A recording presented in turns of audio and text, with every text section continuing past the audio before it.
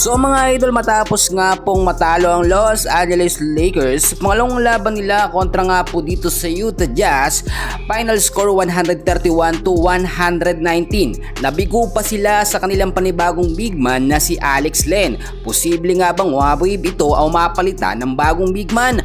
Bago natin yan ipagpatuloy, huwag niyo po munang kakalimutan na i-like at i-subscribe ang ating channel.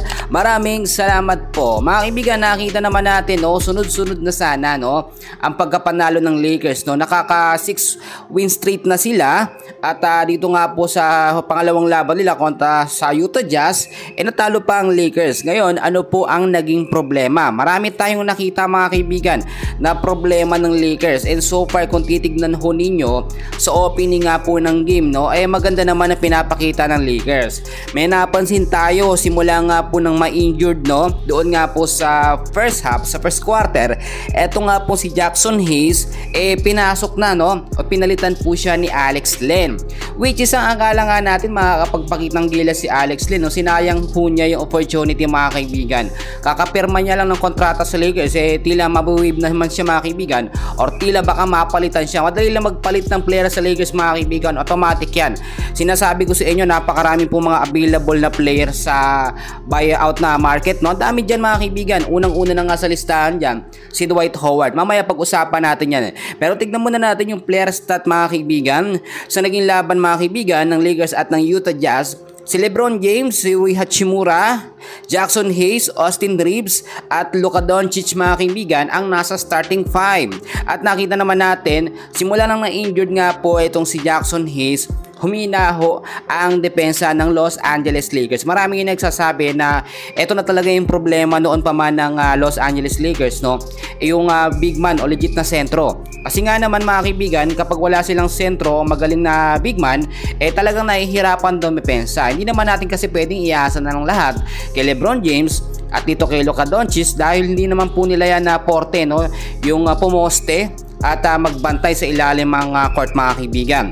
Samantalang si LeBron James meron 34 minutes of playing time, Rui Hachimura 30 minutes, si Jackson Hayes 7 minutes of playing time lamang siya, merong 2 rebound, 1 assist at 4 points po mga kaibigan. Na-injured siya doon sa first half mga kaibigan, which is unexpected naman talaga yun, nabigla tayo doon, nakakalungkot yung nangyari. Sabay pasok naman etong si Alex Len. Napansin natin si Alex Len, nabigyan ho siya ng 22 minutes of playing time, pero meron lamang 4 rebounds, 4 assists, at kung titignan nyo mga kaibigan, meron lamang siyang 4 points. Mababa ito mga kaibigan, kung ikukumpara natin dito kay Jackson Hayes. Pero maraming nagsasabi, bago lang dapat bigyan ng pagkakataon man lang na makabawi sa mga susunod na game. Yun nga ang punto natin mga kaibigan, kapag bago, dapat magpakitang gilas ka. Hindi niya pwedeng i-reason out na walang chemistry pa siya sa mga player ng Lakers. Bakit si Luka? Si Luka mga kaibigan, tignan nyo, meron siyang 23 minutes of playing time, meron po siyang 4 rebounds, 4 assists, at meron po siyang 16 points. Ang ganda ng performance ni Luka, tuloy-tuloy na ho sana, Nakita nyo yung mga no-look pass nito nga pong si Luka Doncic mga kaibigan, dito kay Rui Hachimura, unexpected yon. Tapos yung step out niya, natira 3-point shot mga kaibigan, ang layo, talagang pasok na pasok.